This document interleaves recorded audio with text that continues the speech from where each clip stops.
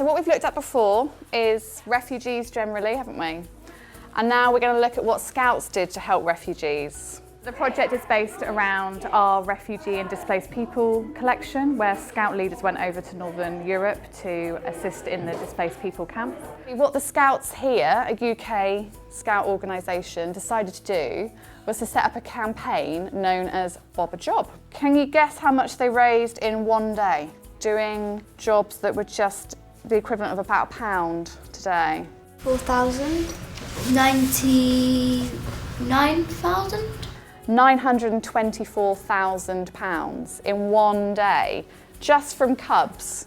So that's your age group and older Scouts, just doing a little job and getting money for it. That's how much they raised. They used all of this money to help send the Scout leaders over to Europe to help. So this is a project that Empathy Lab have worked with the Scouts, funded by the Heritage Lotteries Fund. And it's all around using the artefacts in the Scouts collection to support children to really grow their empathy. At the moment we don't have a museum or a gallery space at all, so I think it's been great for us to engage audiences that we wouldn't normally engage with, but also to show our collection and really inspire other people in the stories of Scouting heritage.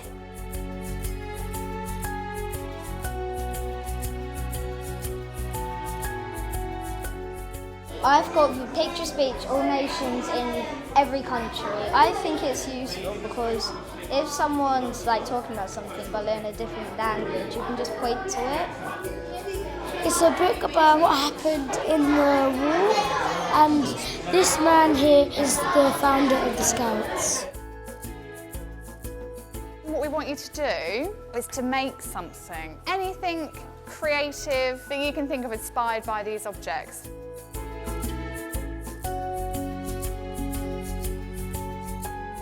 We've been learning about the refugees and Scouts, and we made a comic. We've both done a perspective of a refugee, which is me, and she done a Scout perspective, and I was left alone and the Scout helped me. I decided to do a newspaper on a Scout, and it says, "The Scout who was a hero. This boy saved 200,000 refugees from the freezing cold." Showing that Scouts gave up their free time, they volunteered to go over to Northern Europe, shows that they were empathetic to the cause. One of the benefits of this project is actually getting children to explore their emotions and to start to think about a wider vocabulary for emotions, which we know helps children to actually understand and recognise their feelings and support the feelings of others, particularly refugees. The project was very inspiring, and I think when I go home I'm just going to draw comics all day.